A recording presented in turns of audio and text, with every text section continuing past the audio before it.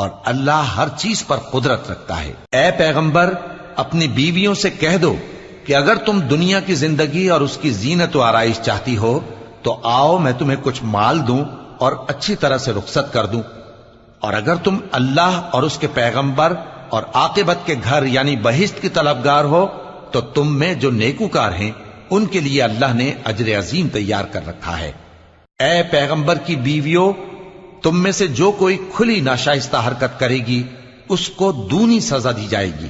اور یہ بات اللہ کو آسان ہے۔ اور جو تم میں سے اللہ اور اس کے رسول کی فرما بردار رہے گی اور عمل نیک کرے گی اس کو ہم دونا ثواب دیں گے، اور اس کے لیے ہم نے عزت کی روزی تیار کر رکھی ہے۔ اے پیغمبر کی بیویوں،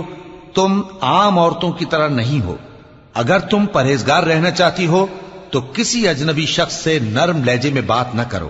تاکہ وہ شخص جس کے دل میں کسی طرح کا روگ ہے